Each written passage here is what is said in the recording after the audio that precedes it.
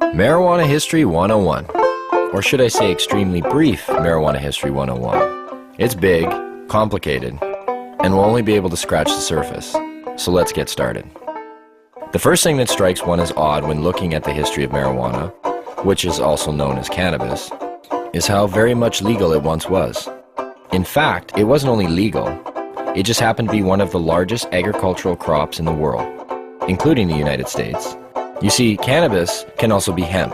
And just what is hemp? Well, it's by and large the most robust, durable, natural soft fiber on the face of this planet. Up until 1883, and for thousands of years before, cannabis hemp was the largest agricultural crop in the world. It had thousands of uses and products. The majority of fabric, lighting oil, medicines, paper, and fiber came from hemp. The first marijuana law to exist in the United States was a law ordering farmers to grow hemp. Benjamin Franklin used it to start one of America's first paper mills. The first two copies of the Declaration of Independence were written on cannabis hemp paper. Up until the 1800s, most of the textiles in the United States were made with hemp. 50% of medicine marketed in the last half of the 19th century was made from cannabis. Even Queen Victoria used the resin extracts from cannabis to alleviate her menstrual cramps. But the funny thing about industrial hemp was you couldn't get high from it. Yet, it was lumped in with the following, which also made little sense. Reefer madness. In the early 20th century, yellow journalism had surfaced.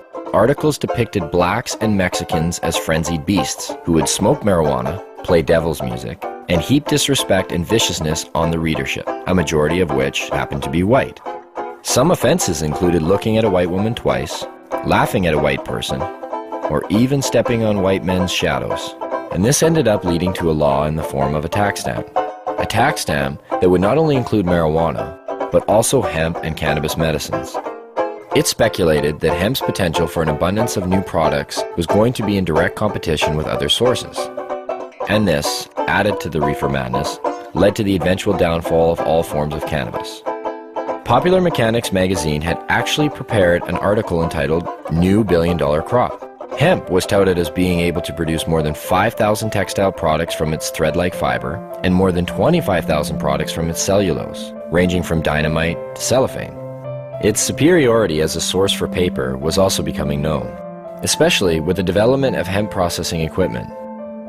Now, the new Marijuana Tax Act was all fine and dandy, except for one thing. If you wanted to grow hemp, you needed to buy a stamp, but they weren't giving any out to anybody. And so, in effect, all forms of cannabis became illegal.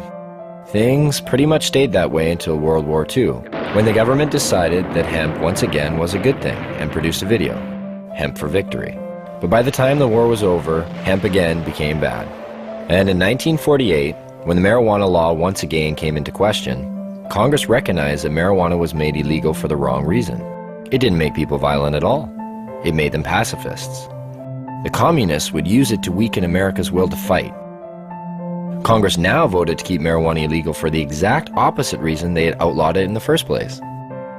And all through the years, report after report, commissioned by everybody, from the mayor of New York to the president of the United States, has come back with the view that marijuana should have no criminal penalty attached to it. Yet, marijuana remains as illegal today as it did nearly 70 years ago.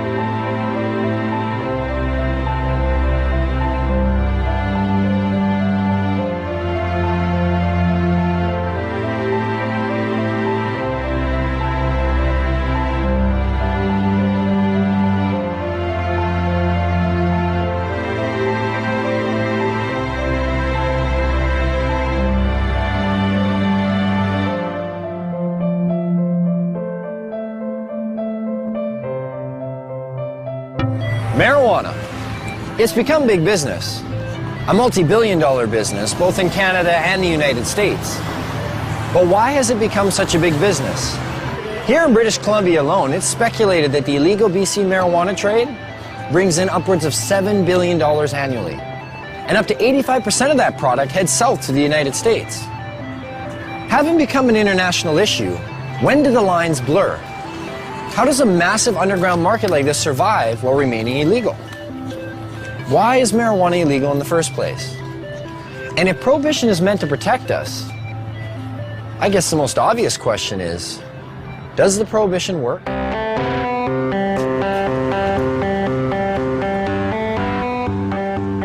If prohibition worked, okay, if you could just wave a magic wand and say, this has gone away, I'd be all over it, you know.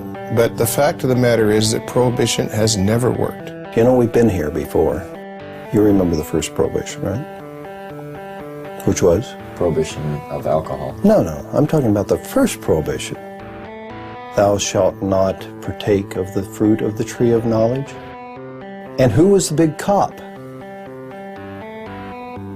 And how many people did he have to watch?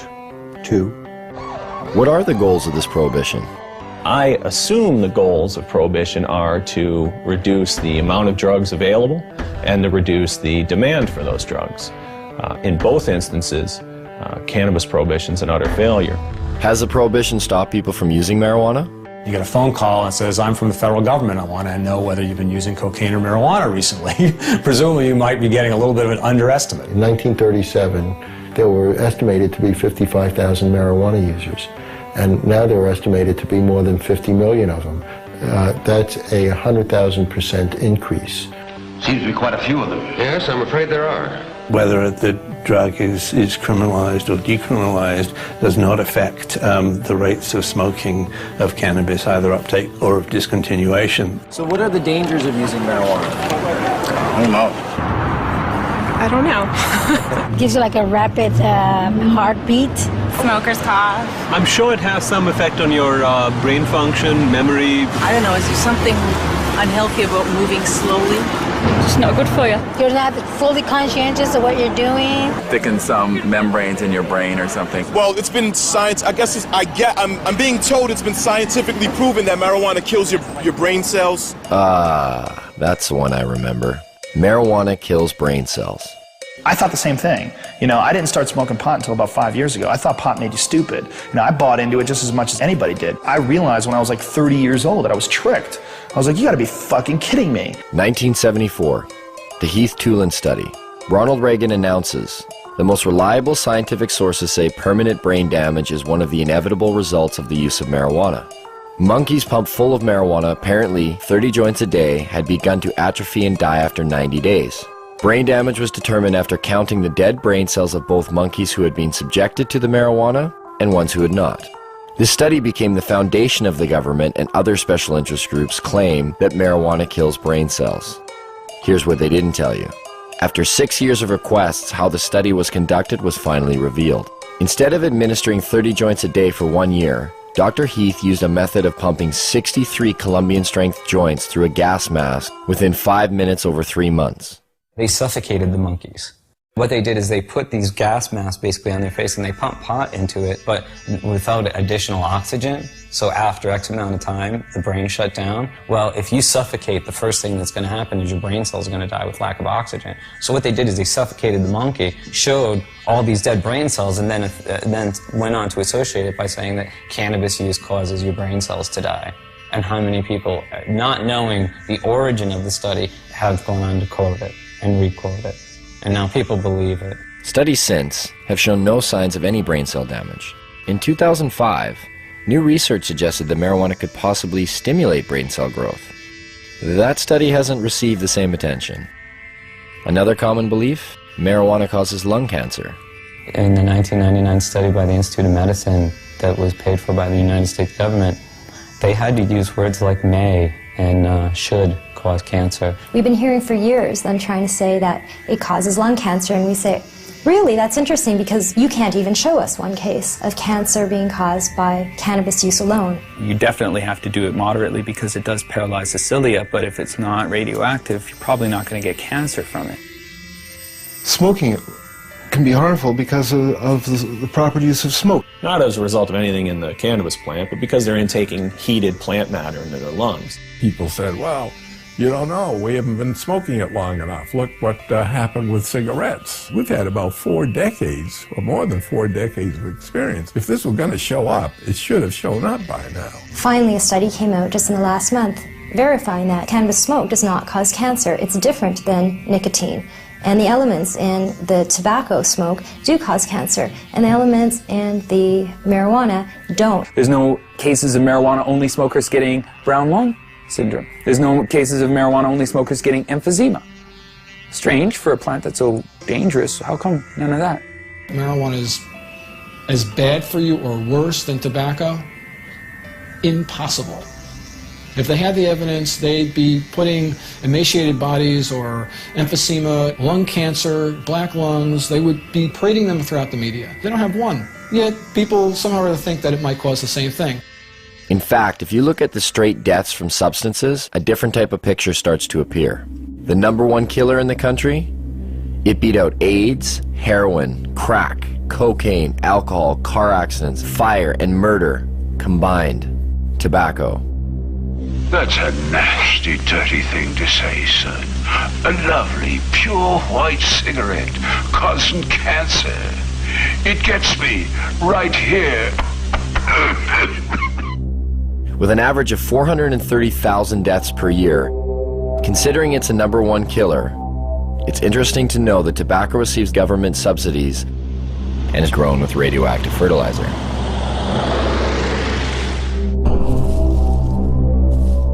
Now get out there and sell cigarettes! #2 on the list? If we don't include poor diet and physical inactivity, with well over 85,000 deaths a year, alcohol. As we look much further down the list, there are others that may surprise you. Caffeine comes in with 1 to 10,000 deaths a year.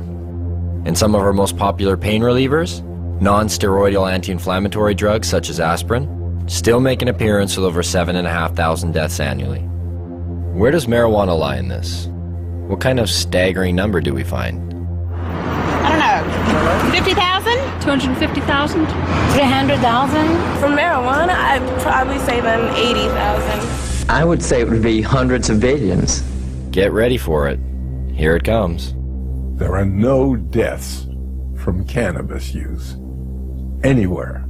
You can't find one. In 10,000 years of known use of marijuana, there's never been a single death attributed to marijuana. There's 400,000 deaths in America alone every year that are directly attributed to tobacco. I've heard that you have to smoke something like 15,000 joints in 20 minutes to get a toxic amount of delta-9 tetrahydrocannabinol. I challenge anybody to do that. And even in the animal studies where people have loaded the animals up with doses that would be hundreds of times what a human could possibly be exposed to, no, the animals don't die. The LD50 seems to be astronomical. I mean, you can die from ingesting too much aspirin. You can die from ingesting too much coffee. The drug warriors who say we have to protect society, save these people, are being just a little bit disingenuous. Not one university or medical facility has ever recorded a single death directly attributed to marijuana. But never mind that. There's other problems, other reasons to fear it. Take addiction, for example. There are more kids in addiction clinics for marijuana than any other substance. This must mean that marijuana is the most addictive substance today. It's undoubtedly true that there are more teenagers and kids in treatment for marijuana than all the other drugs combined. What the DEA never tells you is why that's true. A kid is caught possessing or smoking marijuana. He's taken to court. He's given a choice. Either you some horrible penalty, or you go to a treatment center. Obviously chooses to go to treatment, and goes to treatment there, he's considered an addict. But then the DEA gets to point to that stat and say, look at all these kids in treatment for marijuana. God, it must be because today's marijuana is not the marijuana that your parents were smoking.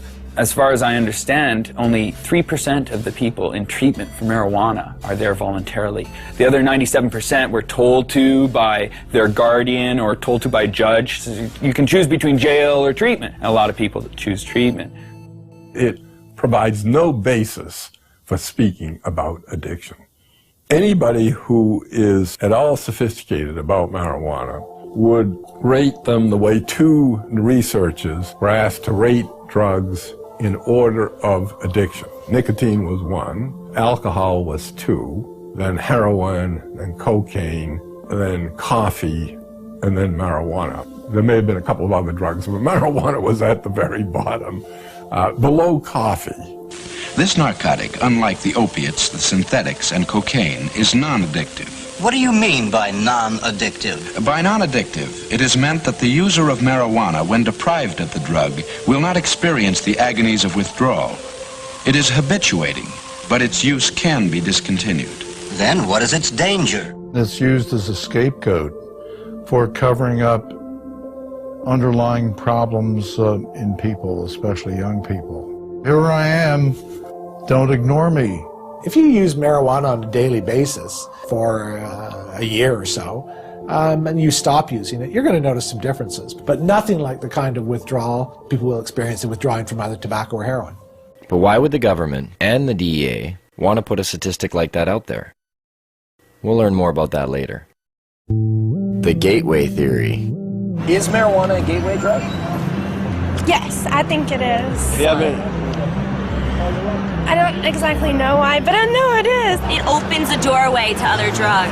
It makes you want to experience more. It makes you feel good. Yeah. People want to experience something else and, you know, have I guess, more dreams. Its greatest danger lies in the fact that it is a stepping stone to the harder drugs, such as morphine and heroin. That's why there are people that want to legalize marijuana. They figure if they can get the young people in this country onto hard drugs, they can destroy your generation, or in this generation. You know, in the days of Harry Anslinger, it was called the stepping stone hypothesis. If you stepped on this stone, marijuana, you were bound and determined to go on to the next stone, which would be one of the so-called hard drugs. Every time it's been studied and looked at and so on, they have never ever found that there's certainly nothing in marijuana that makes you want to go to anything else. There is no inherent psychopharmacological property of the drug which pushes one toward another drug. I'll smoke a joint. I want a bag of chips and fucking junk food. I don't want to go out and get ripped. I drink alcohol. That's my drug of choice. It could be said I started on milk.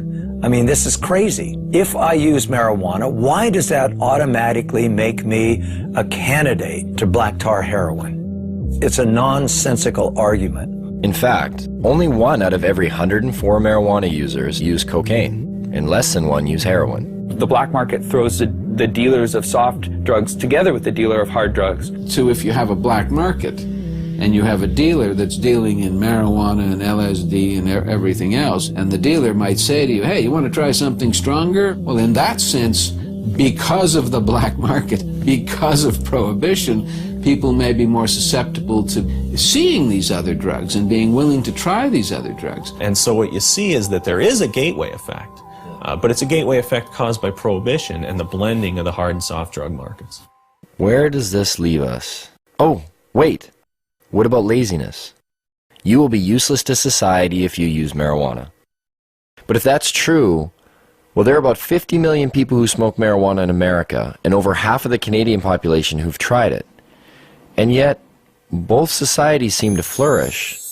And just look who some of these people are. Stephen Jobs developed Apple Computer smoking pot. Ted Turner developed CNN News smoking pot. Still smokes a joint every day. You go through every musician you like, from the Rolling Stones to the Beatles to Led Zeppelin, they all smoke pot. Snoop Dogg, Willie Nelson. Come on, Bill Clinton, He didn't inhale, man. He didn't inhale. Yeah. Don't be so naive. Virtually every presidential candidate has now copped to using marijuana at some time in his or her life. A few times in the Army, I tried marijuana.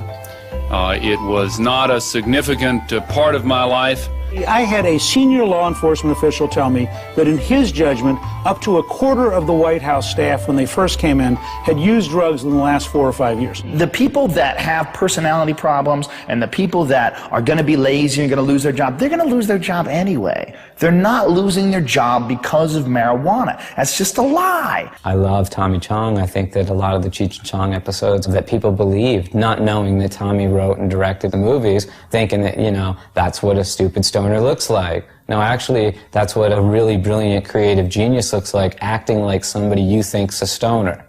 And none of this is borne out in the research or when you look at people who are long-term users and happen to be lawyers, judges, doctors, and, you know, writers. But what about the potency of the drug? Marijuana is dangerous. There's higher THC levels than ever before. Anytime you got a bag of Colombian dope 20 years ago, it was way better than the Mexican swag that you normally got. So there's always been a range of THC in plants, and the fact that we can now grow stuff that's the equivalent of what Colombian was 20 years, well, it doesn't mean that we're boosting THC to unheard of levels. It just means, you know, hi, there are some nuances in this discussion that people should be aware of. And I actually think that it's a real stroke of our own ego to think that for the 50 or so years of Prohibition that we've improved upon varieties that have been cultivated for drug use in places like India and such for thousands of years.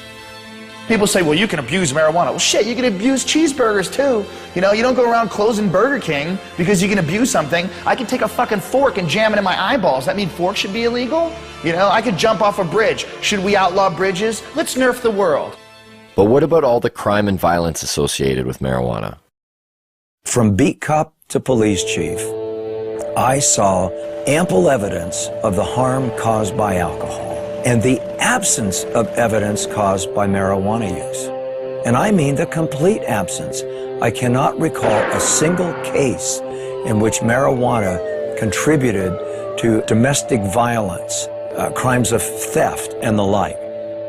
You want to know what a weed smoker looks like? You're staring at one. You know, like, I'm a weed smoker. I'm not, like, crazy or, you know, I'm not stabbing you right now. Most of the violent crime that's committed, or most of the crime period that's committed having to do with drugs, is people who are on drugs committing violent crimes. If you make it legal, if you make it cheaper, you make it more available, you're going to have more violence, more addiction, Tom, that is more not crime. true. Stop lying to us. Oh, now, come on. Stop lying to us. That is not true. You know, don't tell me that. I've smoked pot, Tom. But I've admitted it. I've done it. I've done all of the big three. I've done tobacco, I've done alcohol, and I've done marijuana, Tom. Guess what? Marijuana's the least of the three, pal. You guys prove me wrong or whatever. I want to hear someone that has smoked too much weed and went home and beat his wife and beat his children or whatever like you see on booze. The only big issue on alcohol is drunken driving and binge drinking among college students. Otherwise, you can drink to your heart's content. There are far more crimes committed under the influence of unadulterated, if you will, emotions. Anger, rage, jealousy. A lot of our understanding is driven by what's in the paper and on the television and the radio these days, and we get extremes, and the black and white thinking is reinforced, I think, by that. If only there was something to compare it to. Something that was prohibited at one time but is now regulated. So we could see what the difference might be. What could that be? What could that be? Under prohibition of alcohol, everything got worse. Everything. Alcohol prohibition really birthed and gave rise to massive organized criminal groups within the United States. It led to a general disregard for the law and a general disregard for police activity because it was a law that most people didn't obey. Would you have supported the prohibition of alcohol 75 years ago? Well, I'm glad you brought up the alcohol example. I mean, as a governor, you must have known firsthand the cost of alcohol. I hear this argument a lot of times, like alcohol. That isn't what I asked you, Tom. I asked you a specific question. Don't give me spin. I said, would you have supported the prohibition of alcohol 75 years ago? I don't think I would have. Why? Because alcohol, for better or worse, and a lot of times for worse, it's a close call, is a long entrenched and ingrained part of our culture and our society. I mean, you go back thousands of years, the first writing is about alcohol, the Bible, everything else. It's really hard to reach in Tom, wait and a pull minute. this out of society. Let me inject something then. Then if you believe that God also made the marijuana plant, about society. I'm talking about our culture and our society. You just said the Bible. Alcohol poisoning went up by 600% during Prohibition. There were more speakeasies in large cities like New York City under Prohibition than there are taverns and liquor stores today. Sure, one can point to alcohol as being a continuing social problem, but we don't have people shooting each other over alcohol. When alcohol was prohibited, people lived at that time to know the difference between prohibition and non-prohibition. They could see that the prohibition of alcohol caused the emergence of gangsters and the underworld that took control of these substances. Alcohol then was no longer in their control. Could this be the same for marijuana? It strengthens organized crime, without a doubt, because you have to be a criminal to sell it. It's that simple. This brings crime into it. That's why the benefits and the ability to make money is so huge in it. Weapons were used to intimidate people, and we've seized approximately 50 weapons, sawed-off shotguns, and most of them are loaded. Where's all this competition we've heard so much about? You call these prices low? Marijuana is just a weed, and marijuana is worth more ounce for ounce than gold.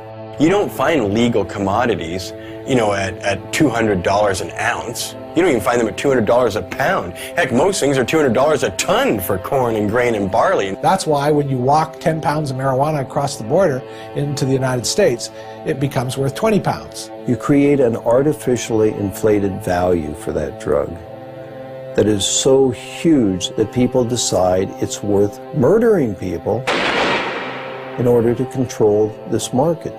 I think the Fraser Institute called cannabis prohibition a gift of revenue to organized crime. But what do growers and dealers think of this? Would you like to see the government in the future legalize marijuana here in BC? Stealing money from us? I know I wouldn't like to see it legalized. The government would control and regulate the product, and that could potentially hurt a lot of people in the industry. How can you compete with factories just have perfectly rolled out doobies? They'd perfect it, and we'd all be out of money. It makes for strange bedfellows. You've got the police and the high-level drug dealers both agreeing that we should maintain this prohibition. Well, when you got high-level drug dealers saying prohibition is good, you might want to scratch your head a little and think, well, shoot, why would they want to continue prohibition? I can't imagine why a grower who's making $150,000 or $300,000 a year would ever want to see marijuana legalized. I mean, the last thing a grower wants is sensible policy. The madness continues and they continue to get rich. You know, Betty, I'm going to bring this up at the business meeting tomorrow. You make the penalties stiffer? You know what? Good. For those people who are not getting caught, price goes up. See, so not only do we allow them to tell us how much drugs are going to be supplied, the potency of those drugs, who they're going to sell to, where they're going to sell them, just to make sure they get it all right, we let them keep all the profits. So you've got essentially a Wild West. You've got an unregulated market in which anything can happen. It certainly may work for things that people generally accept, but if you try to prohibit something that's in demand, that the people want, then it's pure folly. And without control, it's hard to regulate areas of concern, like keeping it out of the hands of our children. There have been some studies that suggest heavy sustained long-term use from adolescence to adulthood has the potential to exacerbate symptoms of those with a genetic predisposition for schizophrenia. And although there is strong evidence that refutes this, it does lead one to question, could there be a better way of deterring children from using, rather than letting dealers decide what age is appropriate? For the last 10 years, our children across the United States have said that it's easier to buy illegal drugs than it is to buy beer and cigarettes. It's harder to get beer because you have to go through a regulated establishment that's going to check ID, that's going to have those safeguards in place, that isn't just going to sell it to you because you got 40 bucks in your pocket. Guy down on the street corner, he doesn't want to know how old they are. He don't want to see an ID. He says, show me the money.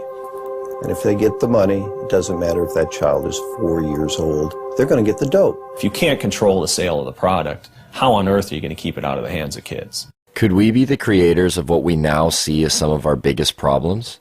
Have our solutions been prelude to our worst fears? The use of the criminal law for the basis of public health is a wholly bad idea, no matter how you cut it. It doesn't work. You cannot legislate morality. One person can say it's immoral to legalize it just as much as someone can say it's immoral not to legalize it. It doesn't get you anywhere. You have to have a rational policy debate by talking about the consequences. Now, I've had young people tell me that, well, your generation had a martini and that was your crutch, and why can't we have our own kind of crutch? You know what? Why don't you be a generation that doesn't have to have any kind of crutch?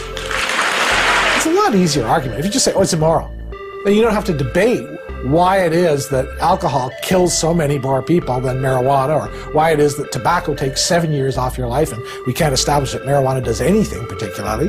If people do drugs and they commit crimes while on those drugs, they should in fact be punished. But you can't punish someone for something that hurts no one. We should legalize marijuana, tax the hell out of it, and put every dime back into the healthcare system.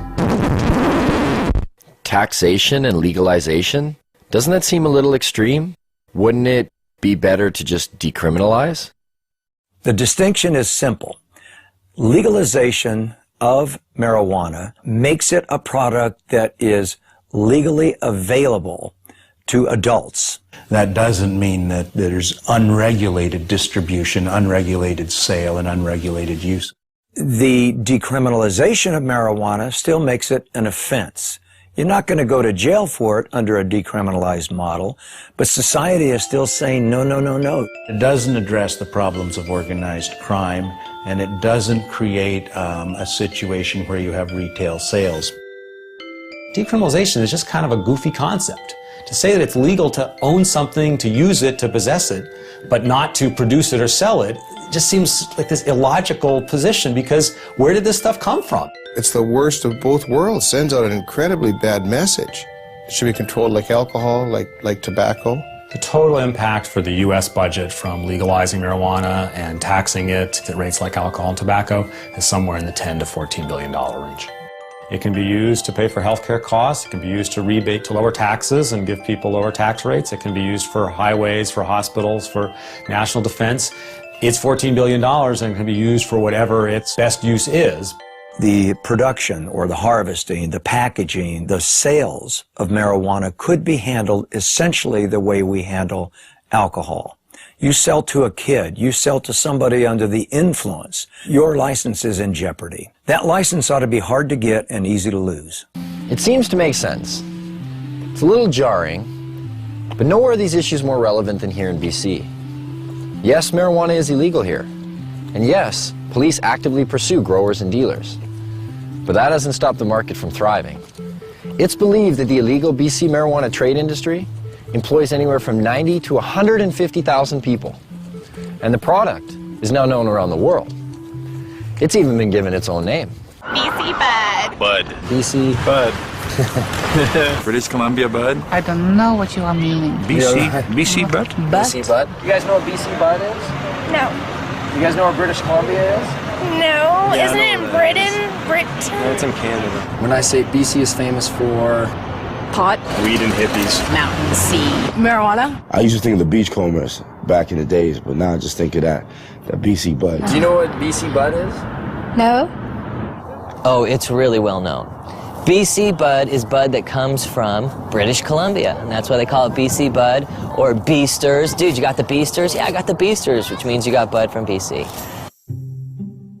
You know what the word grow up is? I'd say it's pretty common knowledge here what a grow up is. People do them in their houses or in their basements. I'm surprised it's not in their dictionary. A grow up is something that happens inside somebody's house, like one of our friends or something, and they just grow weed inside their house. Do you know anybody that's growing marijuana? I don't, well, no. Kelowna, my hometown. With a population of only 100,000, Kelowna is said to house well over 1,000 grow-ups. A police officer stated in the local paper, if they were to bust one grow-up every day for a year, they would still be nowhere near getting rid of them. And Kelowna is not alone. Where are they in BC? They're everywhere. They're in every single corner of the province. There is no community in the province that doesn't have grows and hasn't had an increase in grows. But the fact is that there's thousands and thousands and thousands of grow-ops all over British Columbia. And the most common thing you hear when they raid a grow-op is from the neighbors is, I had no idea they were growing pot on my street. You know, if you actually took my estimates seriously, that there were 17,000 grow-ops in British Columbia in the year 2000, if you took that seriously, you're looking at roughly 1 out of every 100 dwelling units in British Columbia. We need to have a sense of that. Not bad for a province with a population of only 4 million people. It's certainly changed a great deal from the 70s and 80s when it was an import-export business to the domestic production business of the 90s and beyond. That would make us Columbia North. We're talking a lot of production. The reality is that there's a huge range of people involved in the marijuana industry in British Columbia. It's not a hierarchy. People don't beat you up if you go into the marijuana industry.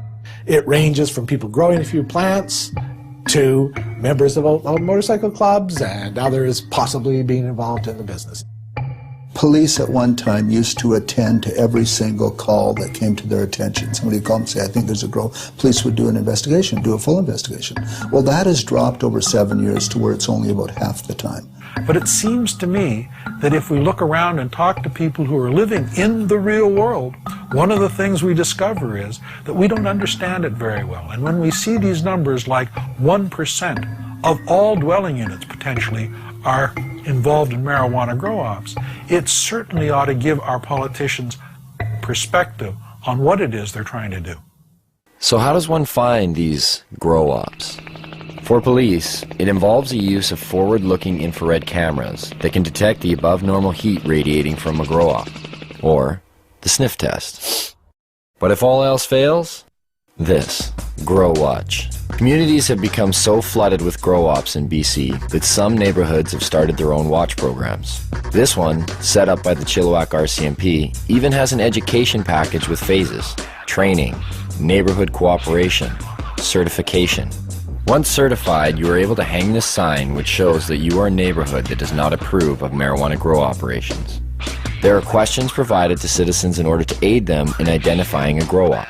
Questions like, do the residents keep to themselves? Was the sound of construction heard coming from the basement soon after occupants took over the residence? Is there condensation visible on the windows? Is the yard unkept?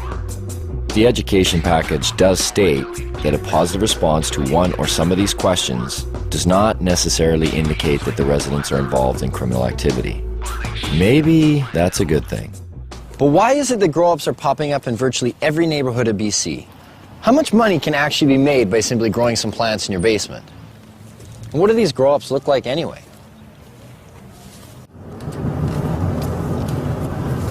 We finally got a grower. Right now we're driving to meet them. It's around 8 lights. It's not a huge show. This is what they use for clippers and stuff like that. When they hire clippers to do a show, you put these on, and if people are looking from the outside, it just looks pretty much like you're wearing sunglasses.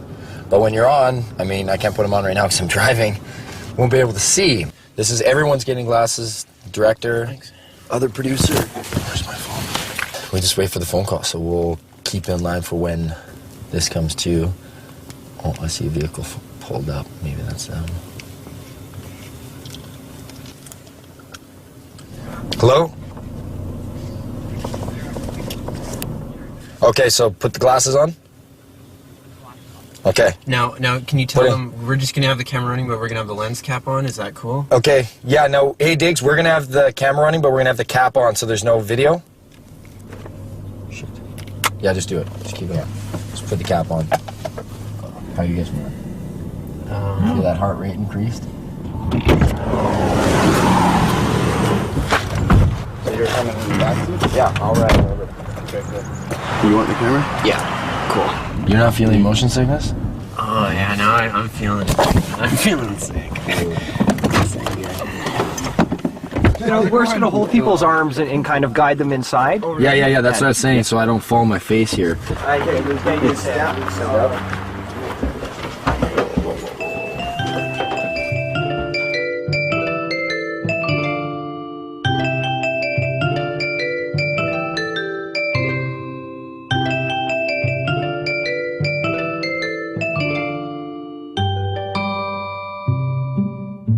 real grow-op. The grower admitted that this wasn't the biggest of grow-ops. In fact, it was probably on the small end of the scale in terms of size. But I really didn't care. There are just so many things to see. The lights, the tools, the power, the pots, and of course, the marijuana. What do you guys do for the smell? I noticed there's like a big... Well, we got this carbon filter here or whatever, and it just kind of filters the air in there, and then it's goes underneath the house, and we have it so it goes into like a dog shed. It's like I'm in the beginning stage and I'm learning. Over here, there's also another room in there. So you have a total of, is there 8 lights? 8 lights, yeah, they go on 12 hours. This one runs 12 hours in the daytime, this one comes on 8 at night. Did you say like the majority of the guys you know are just growing to earn some extra money? Yeah, it's like they have normal jobs and, you know, they're normal 9 to 5 type of guys. The grower told me he cropped out about every 2 months, and every crop was worth about $20,000. That's $120,000 a year. Even though this was a small grow-up, the numbers didn't seem small at all. If those kind of numbers are coming out of a setup of 8 lights, what kind of numbers are coming out of the big ones? And where do you find them? Well, it would seem just about everywhere. Barges, semi-trucks. Whether it was for the mobility of it, or whether it was an attempt to disguise the smell of burning marijuana, of growing marijuana, in any event, it's unusual for that reason. Even in train cars? Yes, it seems as though even our beloved caboose cannot escape grow-up fever. When we read that 20 train cars were buried underground to grow marijuana, busted or not, we had to see this. So we set out. But not before asking our sound man if we could use his SUV, and coaxing him with a little free gas. Where we were going, we would need it. We're in the boondocks, way up here. You wouldn't want to go over that puppy. This is what they brought up diesel fuel to power the generators in. With how much they were growing and how much the generators needed, I mean, that's a full truckload there. And finally, after a few hours on the highway and climbing up the side of a mountain, we get there. We had to go into 4 low just to get up here. And you can see I'm dressed right. I'm in jeans and frickin' sneakers. Fuck. My feet are cold. There's no neighbors. Like, look to the right. There's nobody there. Nobody here, nobody there. I mean, I imagine they're probably laid this way. They've been obviously following you, like where you're getting your diesel, where you're getting the tanks, where you buy 10 train carts, where you buy 150 lights. These are diesel pumps, and it looks like there's still diesel leaking in these things here. This is how you got down there. Just want to make sure it's okay to down here. I feel like I'm going into a cave. All right, watch your feet there. Not as cold under here. About 8 train carts down that way, I'm guessing. So I mean, I can't even see to the end, and then 2 deep. Each one is 2 deep. Down here, 2 deep. Down the next one, 2 deep. 3, 4, there's numbers on the wall. And then what they did is they cut them to make doorways, and that's how you have your hallways going into each one. There are water reservoirs here. And you see 1, 2, 3, you're like, okay, that's quite a bit. But then there's this one, and that one, and another one at the end. Look at these things. Like, no wonder the cops just left it. Moving this shit would be a pain in the ass. Yeah, these train carts. I see why they bought them. They got a deal. They're like all rusted in the bottom. We could start growing here tomorrow. There's still dirt and fertilizer ready to go. Oh, here, who wants a little leftover plant there? Look at this. Just look at all this wiring right here. You can see the cops have come, severed everything.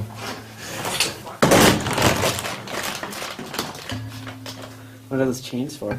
Chains are where they were hanging the lights. The reason why they use the chains, because then they can adjust the height. You know what? Actually, you want to get me to run all the way down to see how far away I am? So I'm going to go to the end here and just show you how deep this is. And this was all filled with plants. Whoa. I'm at the end. Now I can hardly see over there, it's just like lights to me. This is how far away, like to give you an idea just how big this is. Oh, it's a trek just to get back to where you guys are. And you're gonna see a lot of repetition because here it goes again. Bang, all the way down. When it said in the paper 20, it's got to be 10 long and 2 deep each one, because then you get your 20 carts. Man, I wish we could have seen that while it was still rolling. That is crazy. You wouldn't know there's a law here. Check this out. Cannabis Day. An actual day dedicated to marijuana. And take note, this takes place on one of the busiest high-traffic blocks of BC's largest city, Vancouver. Marijuana? It's everywhere. Consumed and sold in every imaginable way. Pipes, bongs, joints, baked goods. It was hard to imagine that nearly every person attending this event was breaking the law, and yet no one seemed to care. The police were there, but not to bust people. They held traffic for the band to play for Cannabis Day. Now they went back to their side of the street. Sure, no problem, brother. No problem. Complying with the 5-0. One of the organizers told me that in all the years this event has taken place, there's never been a violent incident, except once, by a man who's believed to be under the influence of alcohol. We heard there was a jazz festival happening at the same time on the other side of the block. It wasn't doing quite as well, but there was one group doing all right. Right up there, as you can see, still Cannabis Day going on, but right here, not even a block away, is a church retreat, and they're selling donuts. I was like, well, what do you guys think about the rally? And they're like, we need to pray for them. And I was like, what, you guys are selling food for them, right? And that's, I'm sure they've sold record amounts today, I guess, too. So we'll see, we'll get an interview here shortly, hopefully. The interview never came. There was so much marijuana, it was unbelievable. I think we almost all got contact highs just from being around the smoke. But I did get a donut. I did purchase some of these on the way out. Those church girls got me. A culture of marijuana has been established in BC. From paraphernalia to cafes, from seed selling to its very own political party, the BC Marijuana Party, even bakers.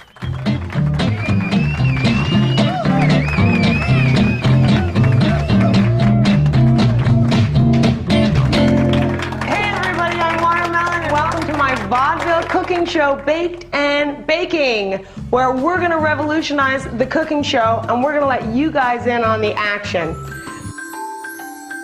Meet Watermelon Girl. She's made a name for herself as BC's only drug dealing, nudist, comic, pin-up, baker. Did I get all that in? She was arrested for selling her cookies down on Wreck Beach. A nude beach. Is this for real?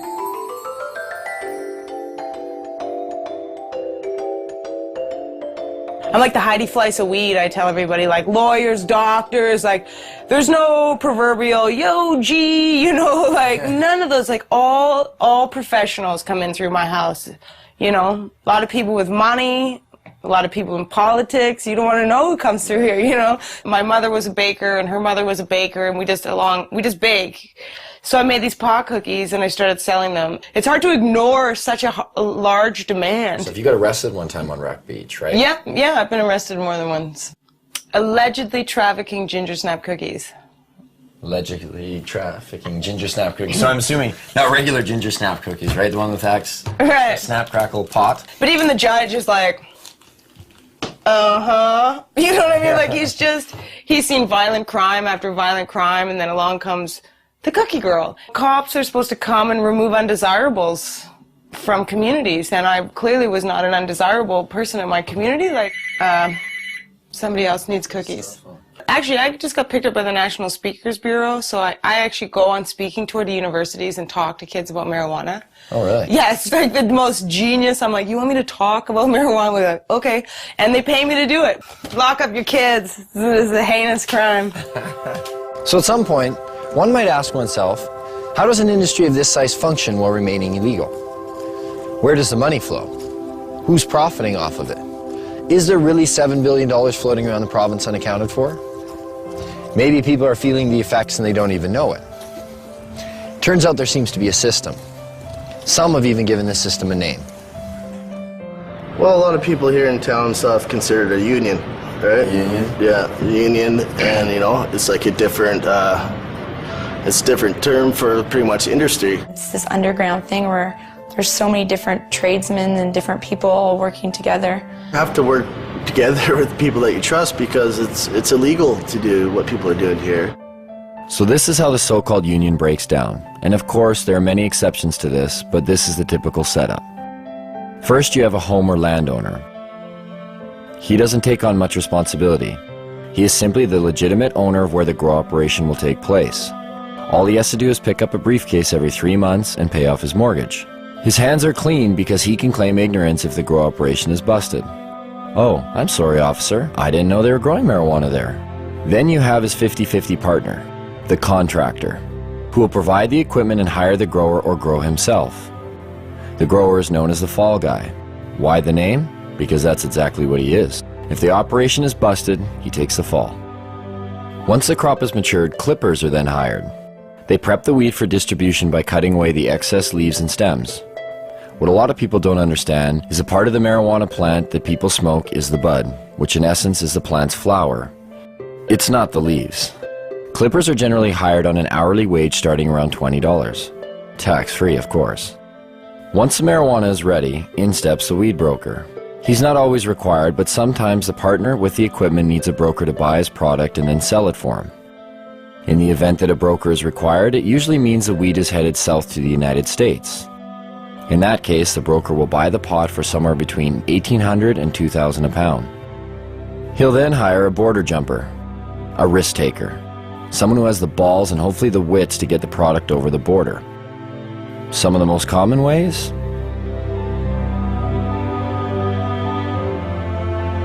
The border jumper's fee varies with each trip, but they're always well paid.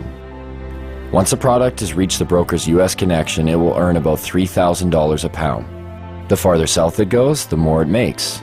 If it manages to make it all the way out east to areas like New York, the price is driven even higher, somewhere between $3,500 and $6,000 a pound. Stricter laws demand higher prices and in turn provide more profits. In Miami, 7 to 8 pounds of BC bud will trade for 1 kilo of pure yayo. Cocaine. That in turn makes its way back up to Canada. And sells for anywhere from $30,000 to $35,000 a key. If the marijuana manages to stay in the province, it will usually sell for around $1,800 to $2,000 a pound, depending on how flooded the market is. This is just the tip of the iceberg. The union embodies a slew of businesses and services, generating profits both directly and indirectly for the province. Some know they are involved and others choose not to acknowledge the benefits they gain from it. Carpenters build tables, rooms, sheds, and anything else that's needed for a grow show. Brand new homes are being built expressly for the purpose of housing a marijuana grow operation. Electricians set up lights, wire the electrical components, divert power if necessary. Hardware stores provide construction materials to build rooms and grow operation structures. Hydroponic stores supply lights, nutrients, soil, and other equipment needed to grow. Seed sellers provide, well, seeds. Clone growers create clones from other marijuana plants to aid in quicker grow cycles. Real estate agencies market houses to growers, unknowingly, but they profit all the same. There are some realtors, though, who are directly involved in the union and will actually cater to growers' needs, finding houses in secluded areas with big basements and power that can be spliced and stolen. Mortgage brokers and lease brokers who help growers with poor credit get the houses they need to start up. Banks who have minimal security to prevent illegal money from being deposited. The way it works now is deposits over $3,000 are sometimes questioned but are left up to the teller to decide whether the deposit is suspicious. If they believe it is, they may put a note on the account.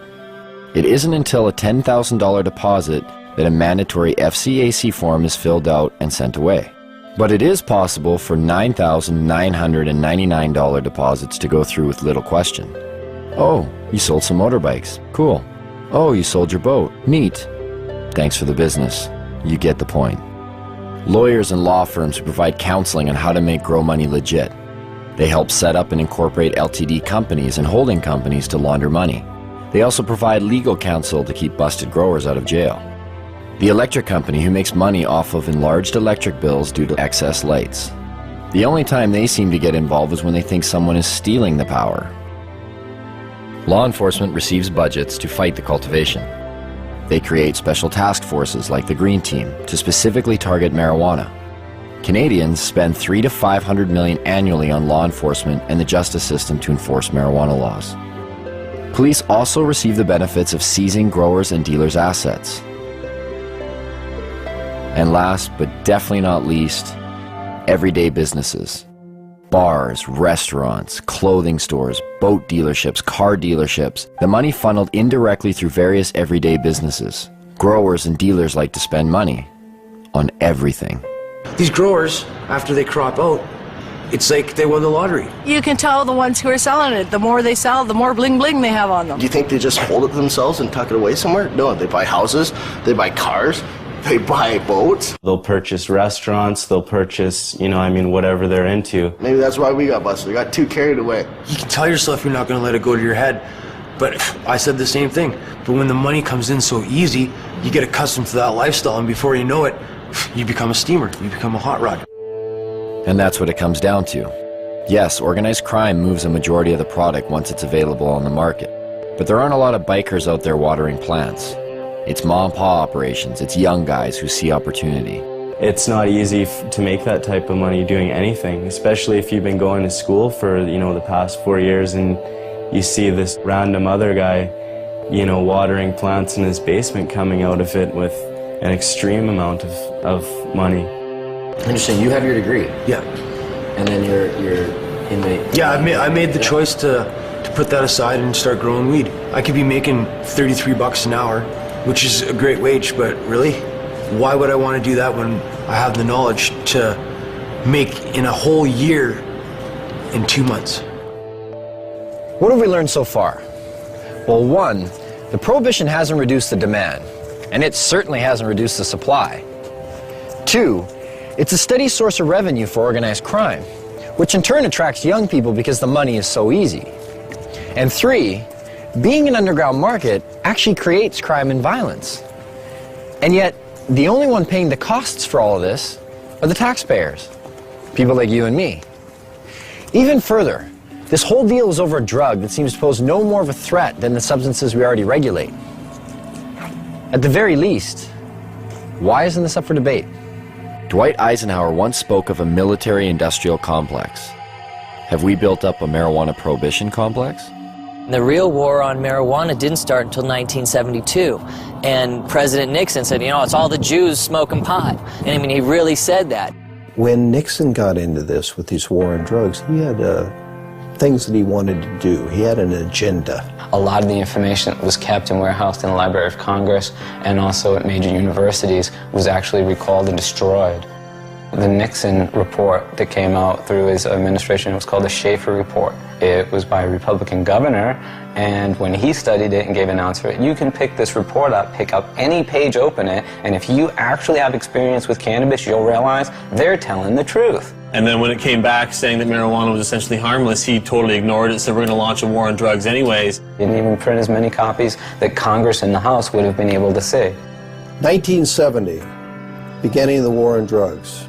76 New Jersey troopers became detectives. I was one of them. They designated 1/3 of us as undercover. I happened to fall in that 1/3. That's where I spent the next 14 years of my life. What we were targeted on was the pot smokers. There was a very good reason we were targeted on pot smokers. Most of them were protesting against the Vietnam War. Now, if you could arrest that whole group of people because they were smoking pot, you didn't have to have a Vietnam War protest, which Mr. Nixon thought was a pretty good idea. So when President Nixon declared the civil war that we're living in right now, the drug war, in 1972, it was really a war on marijuana. It really didn't kick in until the 80s when Reagan, took over as presidency of the U.S. Ronald Reagan, he said, these young people, they get together, they read books, they smoke marijuana, and they talk. Like these three elements were a recipe for disaster. How do I feel about legalizing marijuana? Am I for it or against it? I am totally against legalizing marijuana. And make no mistake, the U.S. government, the focus of their war on drugs is cannabis. The focus of their rhetoric is cannabis. It's certainly used as a poster child for all drugs. When you see an ad for drugs, it's always the marijuana leaf that goes up. It's almost like a religious jihad, more powerful than going for the gusto. Causes people to think. When people think, they question. They question things like, say, the war in Vietnam, or race separation of blacks and whites like they did in the 30s in the jazz clubs, or women's rights, or the Gulf War, or oil wars. It's real simple. You put your loafers on, you put your black socks on, you get in your car, you have your briefcase, you say hi to your neighbors, he mows his lawn just like you do, and things keep moving along in the same direction they always have been. That's why marijuana laws exist. There are, in my opinion, people in government at all levels of government who know that it's not a winnable war, and yet they continue to pursue it.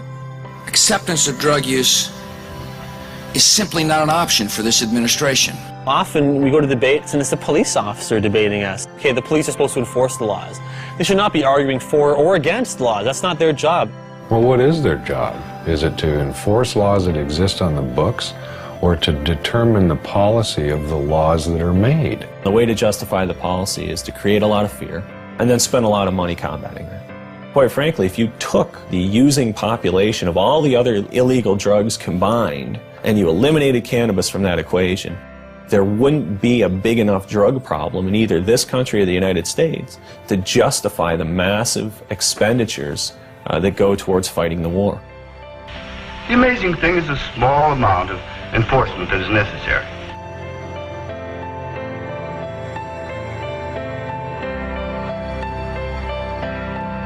$400 million is spent annually in Canada arresting and prosecuting marijuana crimes. The total budget in Canada for all drugs is $500 million. That means 4/5 of the drug budget goes towards arresting and prosecuting marijuana users, leaving 1/5 for crack, heroin, coke, crystal meth, the date rape drug, whatever. The drug enforcement industry is big business. It's self-perpetuating. It relies on taxpayer dollars. And so it's an endless battle that the DEA doesn't win, they participate in. It's like doing a big budget movie, you know. You get $30 million to do a movie, and then the movie comes out and it doesn't make any money. But someone made $30 million. Every once in a while they'll show a guy, you know, posing beside a big bunch of marijuana, you know, this is the DEA money at work. It'd be like asking loggers about saving trees, you know what I mean? This is where their mainstay of their cash flow comes from. The campaign will continue until every available known plot of marijuana has been eradicated. We've got to live with it, doing the best job we can. Even if it's a bad job? We're all carrying a pretty impossible load, Miss Gibson. There are many, many police officers, however, who believe that it ought to be legalized, regulated, and controlled. They see the hypocrisy between our existing laws relating to alcohol and marijuana in their day-to-day life, shift after shift after shift, and they get it. But they don't want to lose their jobs. They don't want to lose that promotion to sergeant or the assignment to detectives. They want to be a chief someday, and they don't want to piss off the people in power. Judges, lawyers, prosecutors, defense lawyers, prison guards, there's all of those people in the criminal justice industry. Are their interests being protected? Well, in a sense, yes, they are. Defense bar, similarly, we make money. The more things they prohibit, the more money we make. Sorry I'm late, Kent. I was delayed in court. You still have large numbers of people being busted for simple possession. If you look at the stats, in terms of drug offenses, the largest group are still simple possession of marijuana. Every time you blow a marijuana cigarette, you take a chance on blowing your future. Oh, come on, Pop. All my friends smoke pot. They're not criminals. Only because they haven't been caught yet. If you do drugs, you will be caught. And when you're caught, you will be punished. 750,000 Americans every year are charged with pot possession.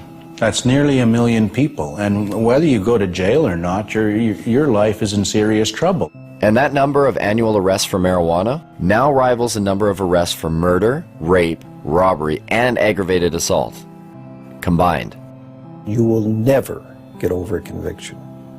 A conviction will track you every day for the rest of your life. For instance, do you remember that guy that used to smoke but didn't inhale?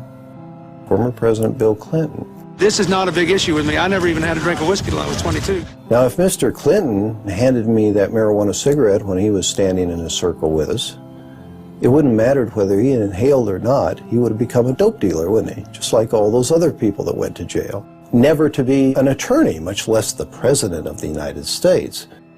But the marijuana laws protect us. They make our lives safer. They send us the correct moral message. That's how 19 out of 21 nations have gone down the drain before us. Internal decay. The breakdown of moral, ethical, and religious principles. If you've been caught, a young person in the U.S., with so much as one marijuana cigarette, you can't get a loan or grant from the government to go to college. If you've been convicted of murdering somebody or raping someone, no problem. You go right down, they'll give you the loan. I guess the message is it's okay to rape and murder and pillage, just don't smoke a joint afterwards. First thing that John Ashcroft did after 9/11, sent out a strike force to take down the LA Cannabis Buyers Co-op. That really helped national security a great deal. And what else helps national security?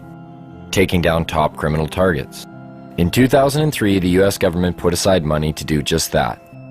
$25 million for the head of Osama bin Laden, $15 million each for the whereabouts of Uday and Qusay Hussein, Saddam's sons, and a $12 million budget to go after one of the most dangerous men of all, this man. Can you tell us what exactly you were charged with? I was charged with conspiring to sell paraphernalia. Operation Pipe Dreams was a brainstorm of Attorney General John Ashcroft. The internet has been illegally utilized to sell these illegal products and to facilitate large illegal businesses operating in the open. A sting operation that busted people for selling paraphernalia to a particular county in Pennsylvania where they were willing to prosecute. Because there's two states, Pennsylvania, Iowa. Void were prohibited. Well, it was prohibited to send it to Pennsylvania and Iowa. A man like yourself that is, an established actor, comedian, you're not a criminal. Like, why do you think they targeted you? Well, because our movies were #1 rentals in America. What our movies did was really show the hypocrisy of the pot laws. In fact, when I went to jail, they had it in the transcript that our movies have influenced children for 30 years and will continue to do so forever. Therefore, I should go to jail. You got to remember, they were going into Iraq, and they needed some diversion as far as headlines go. And they equated the billion-dollar paraphernalia business with aiding terrorists. This was a legitimate company paying taxes. I was just the face on the bone. They charged me. I had nothing to do with the company. I never shipped anything to anybody. It wasn't even his company. He just loaned his name to it. 51 people were arrested under Operation Pipe Dreams. Only one person, Tommy Chong, went to jail. But if I didn't plead, they threatened my son and my wife. Tommy stands up and volunteers to go to jail, says, yeah, okay, that's my paraphernalia. You leave my wife and kid alone. He's protecting his family. What kind of force was used on the day you were arrested? There is over 20 SWAT team people, visors, automatic weapons, helicopters overhead. They had news trucks, Fox News trucks outside. They had the media on the ready. It was a photo op for everybody. They asked, do I have any drugs? And I said, yeah, I got pot, and they wanted to know where it was, so I told them. They said, well, it's not really a drug bust. I said, well, then what are you doing in my house, Then they said, it's about bongs. We're bringing down all the bong companies in America. And with Tommy safely behind bars for 9 months, the United States drug war reset its sights, this time across borders. In downtown Vancouver, just outside the US consulate, a bunch of people had gotten together and were having a rally for this guy named Mark Emery. He had evidently been selling seeds, marijuana seeds. to the wrong people. Let me tell you, the DEA wants me because I am very good at what I do. Well, obviously, I'm the most dangerous man alive. Like, really. Like, no wonder I'm facing life imprisonment without parole for something that no one's ever gone to jail for here in Canada. No one's ever gone to jail for seeds, not even for a day. Mark and two of his employees are facing life in prison in the United States. Not Canada, the United States, for selling marijuana seeds over the internet.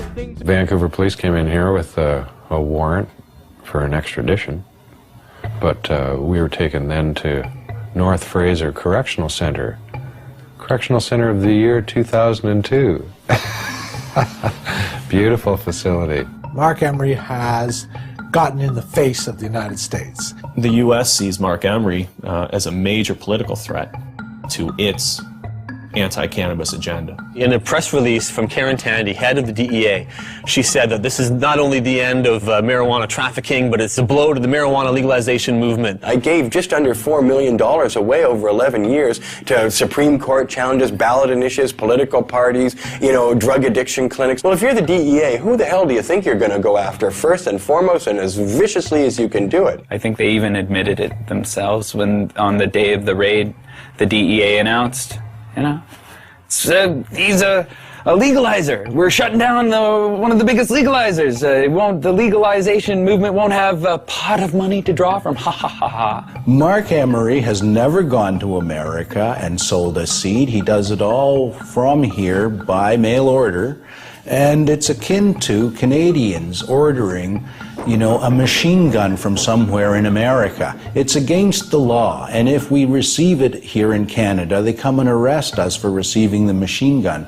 They don't go to America and say to Colt, "Hi, we're arresting you because you sent a machine gun to someone in Canada." No one's been sentenced to any time in jail in the history of Canada in 35 years. We've had this law. 2 people, me and Ian Hunter in Victoria, were fined. There's all sorts of seed businesses still open. Mark's the only one out of about 50 retail cannabis seed businesses in Canada that's been charged. Mark has been paying the Canadian federal government taxes on income he has made from selling seeds. The government relied on the existence of these internet seed sellers so that patients who had qualified for medical marijuana exemptions, who were bugging them for seed, were being directed to these internet seeds, and Mark Emery specifically in some cases is the place to get their seed. It puts Canada and our government in a very difficult position because they've either got to hand over a Canadian citizen to a foreign government for activities that were entirely done in Canada, for which our own government, our own police are not willing to charge him. If the Canadian authorities who rubber stamp this shit think that what I've done is so bad,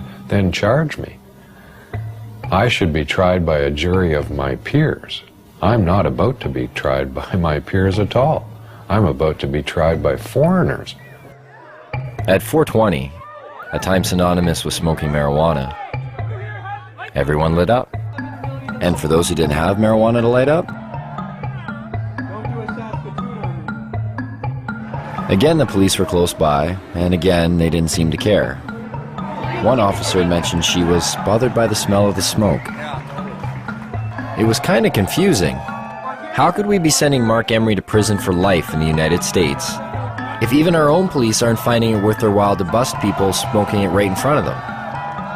That's not the only thing that's confusing.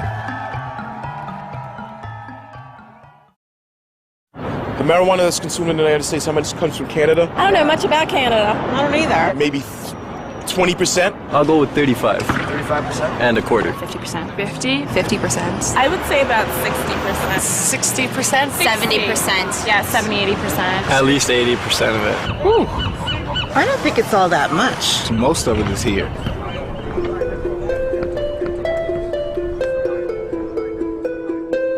We're getting the drug czar saying, BC bud.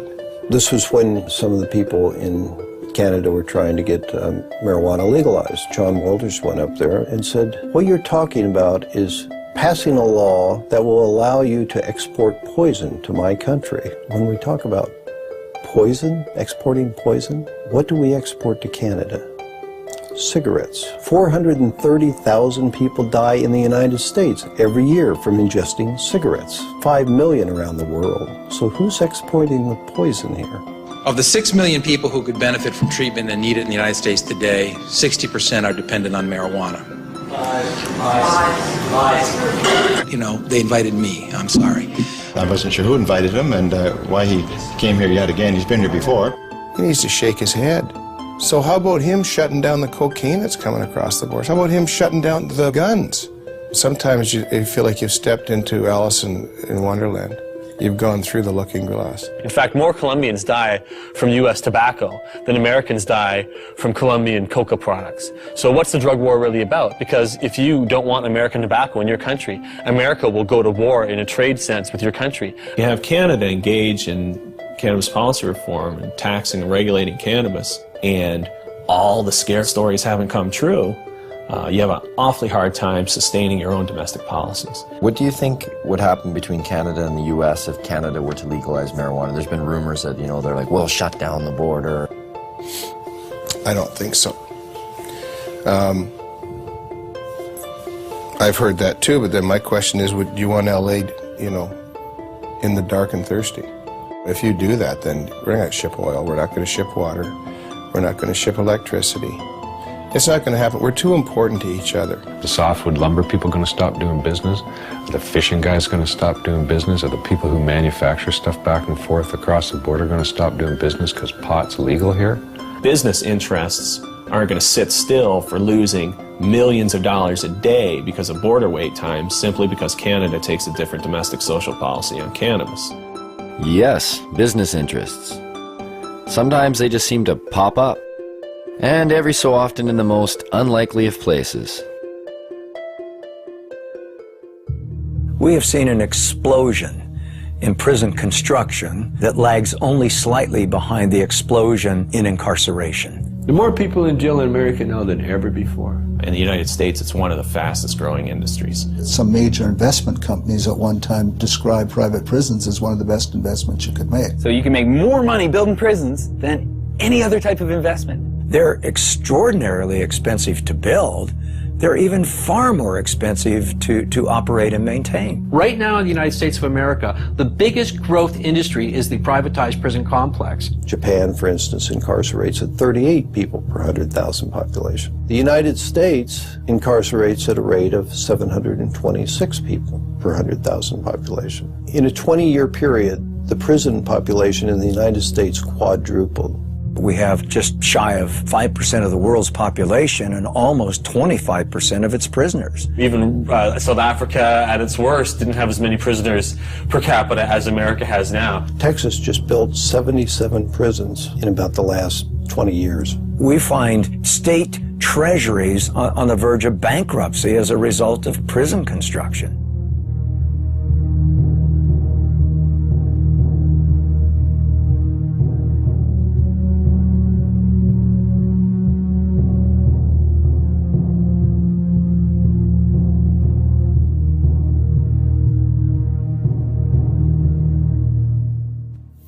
Some think there won't be room for them in jail. We'll make room. We're almost doubling prison space. Some think there aren't enough prosecutors. We'll hire them, with the largest increase in federal prosecutors in history. In the late 80s, there were about 5 privately run prisons in the United States. By 2005, that number had reached over 260. As soon as you've accumulated a certain amount of capital from building prisons, you can start investing that in ensuring job security, ensuring there'll always be more prisoners around to require more prisons. We have private prisons? What the fuck is that? How did that happen? How can you profit over people going to jail? That's scary. That's a bad, bad sign. Our society is in deep, deep, deep trouble if nobody's looking into that. Correctional guard unions have become powerful lobbying groups, pushing for longer sentences on less serious crimes. California's has become one of the most powerful in the state. The California Department of Corrections budget rose from $923 million in 1985 to $5.7 billion in 2004. Between 1977 and 1999, overall local and state spending on corrections across the country grew 946%, almost 2.5 times the rate in which spending on education increased. And prisons aren't the only thing money is being spent on. There are millions of drug tests per year. There's money to be made on that. It's huge. It started off with people saying, we really need to test people in dangerous occupations. Things like police officers should be tested, pilots in airplanes. Then somebody said, well, our athletes, we should probably test them for drugs too. Then somebody came along and said, well, it's not just the professional athletes. How about the athletes in colleges and high schools? They need to be tested too. Then they thought a little harder and they said, well, suppose we just test everybody that goes out for an extracurricular activity. That should be constitutional because they don't have to do that, you know. So now if you want to join the chess club at school or the French club, you got to pee in a bottle. Now they're pushing to make laws to test all children at school. All the studies show this doesn't have anything to do with whether kids use drugs or not. So it looks to me like this has a lot more to do with the money that's being made for drug testing. Can you imagine how much money will be involved if we can randomly test every child in school? A lot of these places that have been urine testing have refused to continue to do it because the only thing that these urine tests are finding is marijuana. The other drugs that people take dissipate from their systems fast enough to not be found. If they smoke a marijuana cigarette, 28 days later, if they pee in a bottle, they're going to show that they've had a drug. But if they use a hard drug, heroin, cocaine, methamphetamine, in a long weekend, nobody can tell that they've used that drug. So what does that say to our young people? It says if you don't want to get caught, don't use the soft drugs, use the hard drugs. It's not just urine anymore, it's hair and saliva. They'll do blood testing. There's industry there. This is money. They're not doing it for free.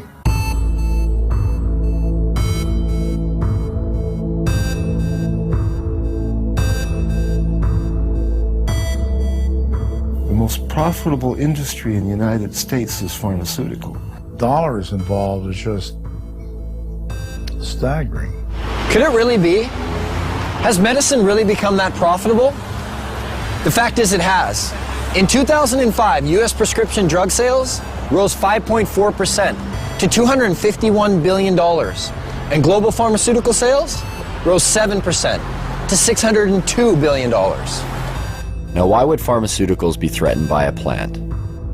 The answer may be as simple as one word: natural. Because a significant amount of research to date has confirmed or suggested that marijuana in its natural state is still the most effective form. Can you imagine a world where you or I wouldn't have to pay for certain medicines? After dealing with about 10,000 patients over the last 15 years, I would say that over 200 different medical conditions respond favorably to cannabis. It appears to have benefits that we never ever knew about. Glaucoma, epilepsy, muscular dystrophy, arthritis, multiple sclerosis, wasting syndrome, nausea, chronic pain, depression, anxiety, hepatitis C, cancer, chemo, AIDS patients. Is there a product out there today that provides as many medical benefits as cannabis? No. It remains an unutilized major resource. The way to riches in the pharmaceutical industry is to have a drug which can be patented. Cannabis is problematic right from the start because it's a multi-molecule drug. In 1930, it wasn't possible to patent plants, and that's the reason that pharma never picked up on this, because by synthesizing and owning compounds, that's where the profit motive comes into the pharmaceutical industry. The patent in the United States lasts for 20 years. Well, you can charge whatever you want at that time, and that's where you make the killing. There's no money to be made off natural plants. If you can use a natural medicine that you can grow in your own home, which costs pennies to use, you're going to do that. You need water and dirt. Not only that, you have that plant forever. Prime motivation behind any drug company is to make money, and as much money as possible. They're corporations, and corporations, everybody knows that it's like that diffusion of responsibility thing. There's so many people working for corporations that they lose their humanity. So those are potential customers for these pharmaceutical companies that are not there if they're using a natural plant. It's unlimited. You grow more, you get more medicine. Pharmaceutical companies don't want you growing your own medicine. The government supported a small drug company by the name of Unimed to take a synthetic THC, tetrahydrocannabinol, and to put it into capsules to be used as a oral medicine. This became Marinol. This THC in Marinol is exactly the same 21 carbon molecule that's in herbal marijuana. But it's not the same as medical marijuana. It's not a crude mixture of things, and there's no guarantee that you get the same results. You can make a synthetic delta-9 tetrahydrocannabinol in a test tube. It'll have exactly the same number of atoms and the same arrangement. But how in the test tube can you put the electron spins together, the subatomic quirks and quarks, if you like, of that compound in the same way that a biological enzyme system will put it together? It can't happen. In the case of a synthetic compound, if it's only an ingredient from the cannabis, they can formulate that as a drug and make a lot more money out of it. We're confused that if, you keep hearing that there's no scientific proof to medicinal benefits of marijuana, why are there drugs like Marinol on the market? Why do they even exist? Well, that's part of this double talk about it. If we take and change it a little bit, so you believe it isn't marijuana, then it's okay. It's a great medicine. They're trying to make marijuana into medicine because it is medicine. Why did the government actually grow marijuana? I mean, the government has had marijuana programs that existed since the 70s. It's impossible for me to believe that the government even believes their own propaganda. What I do believe is this, that you can fool some of the people some of the time, and they're doing an excellent job of that. And for all the claims of these drugs being a more viable medicine because there's no high, we check some of the side effects. For Marinol, dizziness, feelings of exaggerated happiness, drowsiness. Last time I checked, those were signs of getting high. If it is indeed side effects of marijuana that are preventing the pharmaceutical world from accepting marijuana as a viable medicine, then they better start paying more attention to the products they've been marketing for years. Every year, prescription medicines kill over 100,000 people. The pharmaceutical industry has been excellent at convincing the public that they need their potions. If you watch any kind of commercial for drugs, they're always using the third person. For example, where does a headache come from? It comes from out there somewhere. Don't sell the steak, sell the sizzle. How many people in this country alone are addicted to antidepressants? How many people who are on antidepressants really have imbalances, and how many of them just got off of a bad relationship and they're depressed? It seems to be acceptable to give people something as long as you're wearing a white smock or you've given them a legal prescription. Doesn't matter how deadly the particular drug might be in terms of side effects. What we call modernist medicine is actually alternative medicine because it's highly experimental, it's often dangerous, often toxic, and it kills a lot of people. To me, it's crazy. There's a lot of stuff out there that'll affect you in different ways. Look at aspirin, heroin, both invented by Bayer. I thought heroin came from opium seeds. And Just natural effect of opium, you keep making it more and more concentrated? No, you have to add certain chemicals to it and tweak it a certain way. It doesn't just come from opium itself. What was heroin made for? As a cure for morphine addiction and coughs. Heroin, the sedative for coughs. Pseudoephedrine. That's the main ingredient in methamphetamine, is to cure the cough, the cold. You get a cold, oh, I think I'll do some meth. When you look at it from a large perspective, like, what's weed? Even Francis Young, the DEA's own judge, who took medical testimony for over 2 weeks, made this statement. Marijuana, in its natural form, is one of the safest, therapeutically active substances known to man. Yet, despite this, and the ever-mounting number of real-world patient success stories, cannabis remains listed as a Schedule I narcotic. Under that category, marijuana is classified as having no known medical value.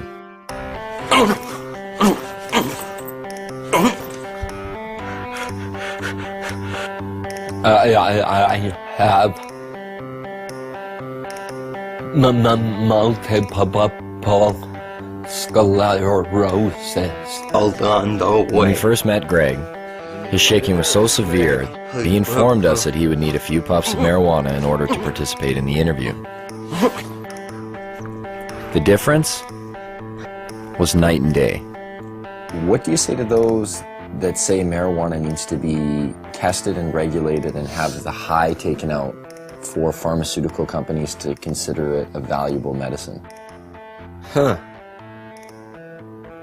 That's a pretty, and I only mean this as a measurement, as to how much it is actually a pathetic thing to say. I mean, just look at me. Is it not blatantly obvious that I have just enjoyed however many tokes? I look happy. Greg has been using marijuana for years and stated to us that he's never experienced any negative effects. I'm never, I need my marijuana. That's stupid. It takes away my discomfort, let's call it. It does enhance my very being. Where do you think you'd be if you didn't get to smoke it, like dealing with your pain?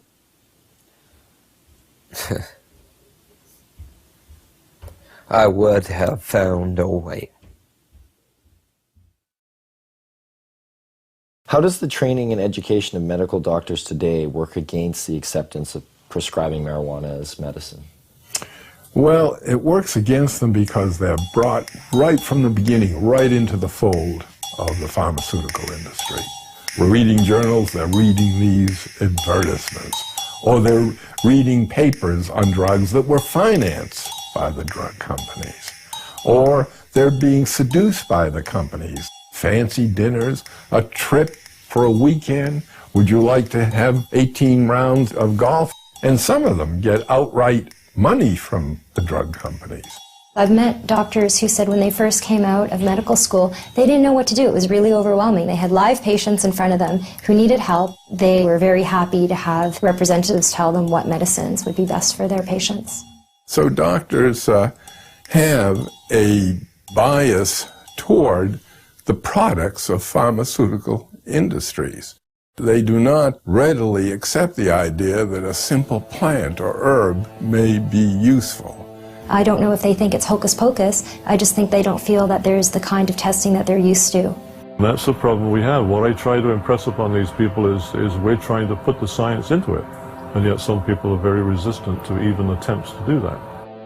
All of the funding is coming directly or indirectly from the drug companies, and these people, obviously, for obvious reasons, are determining the agendas. Now think of the lobbying potential behind the most profitable industry in the United States. Think of the power. And do they get their way? Why can't we explore its medicinal potential? Why can't we use it to make more products? To myself and people involved in this business, it stopped making sense a long time ago. The common response is really the medical marijuana is a stalking horse for legalizing it. And so what? What do they want? We should be making use of this plant. And really, that's all I can say. The restriction, the prohibition is all, in my mind, just stupidity. And I don't condone stupidity. And that's a problem. How do politicians, after years of promoting claims of marijuana's harms, pushing for larger drug war budgets, constructing political platforms based on a stance that vilifies marijuana, and being lobbied by big business, how do these same politicians now reverse their stance? What politician can come before their constituents today and say marijuana should be decriminalized when yesterday they said it was evil and dangerous? Their constituents are going to want to know why you changed your mind. Were you lying to us or were you stupid? Either way, you're not getting elected next time. Whoops, we made a mistake. You 17 million people should not have been arrested. Some of you jailed, some of you fined, some of you lost the handle on your career. One way to bypass this problem in the face of ever-growing empirical evidence is to divert attention. Add a word: medicinal.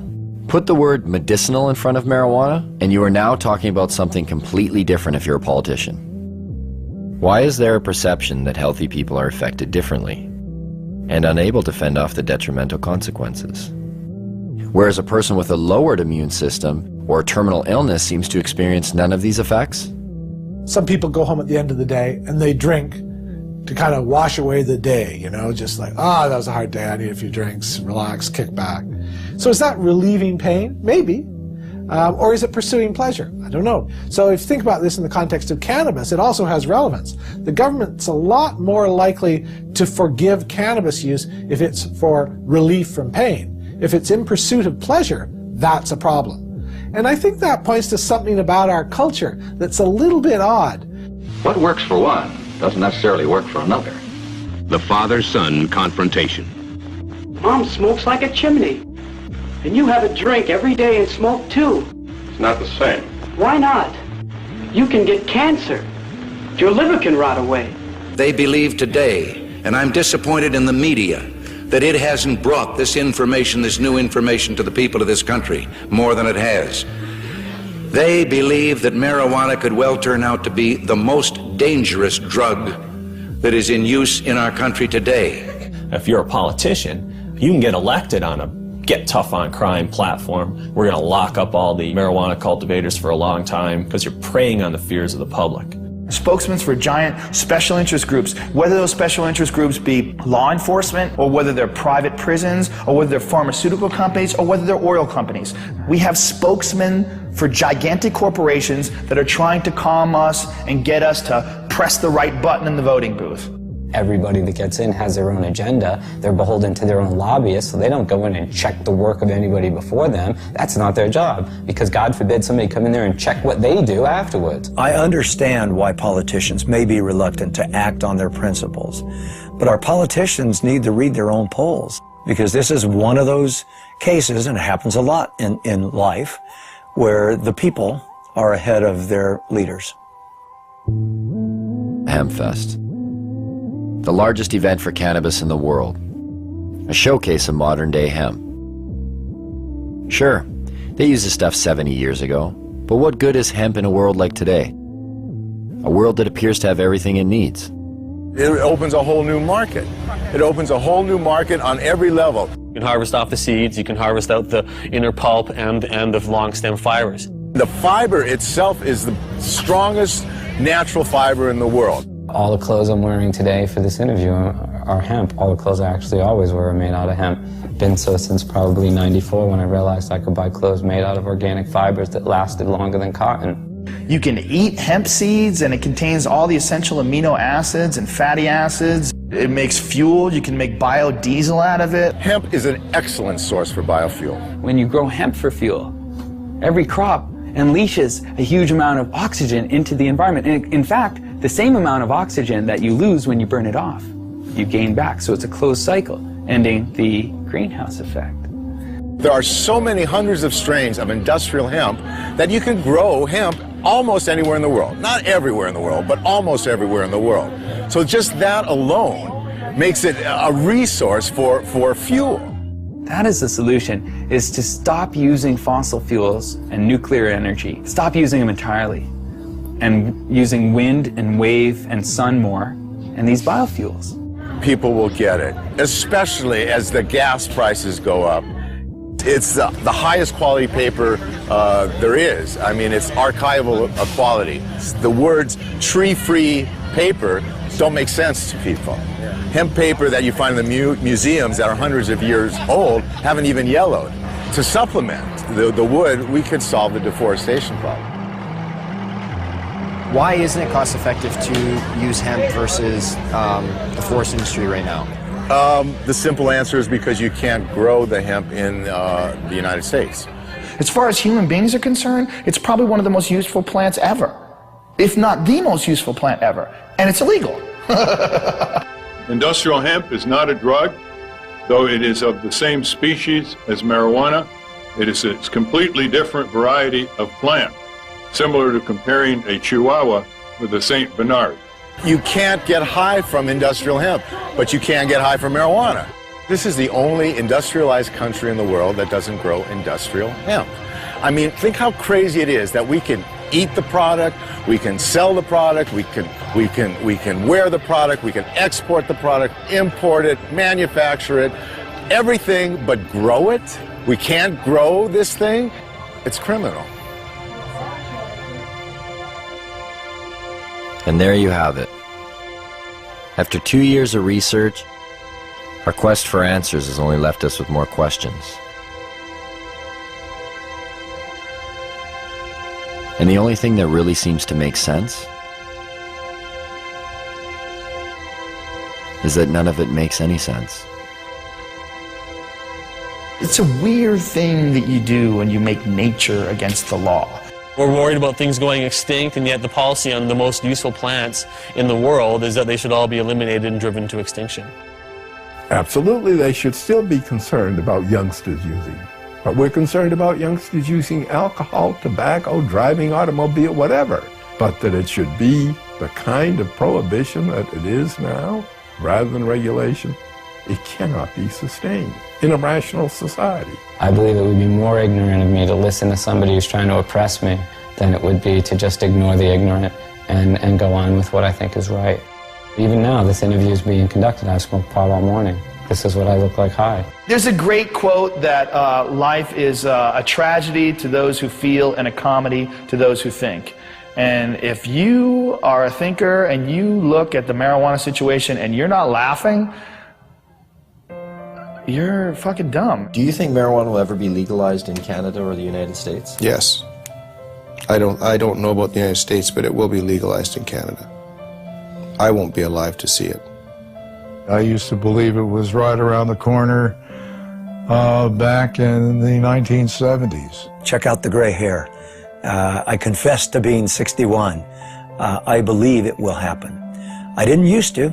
As recently as 2 or 3 years ago, I was convinced it was not going to happen in my lifetime.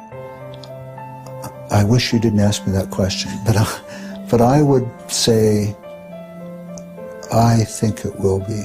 It's always a possibility. It's, you know, there can be breakthroughs to reason. All we have to do to end it is get 50% of Congress plus one human being to say it's over, and it's over.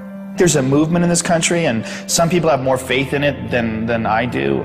Maybe from hosting Fear Factor all those years, I've lost my faith in human beings and their intelligence. I think it's inevitable. I believe that the truth will set us free, and I think the truth is infectious, and I think that while cannabis per se is not addictive, learning about it quickly becomes. When I published Marijuana Reconsidered, I, in the last chapter, predicted that once people understood these things about marijuana, the prohibition would be gone. It would be gone in 10 years. Carl Sagan, who was a very good friend of mine, read the manuscript and he said, "Lester, you're so pessimistic. 10 years?" You know, well, here we are,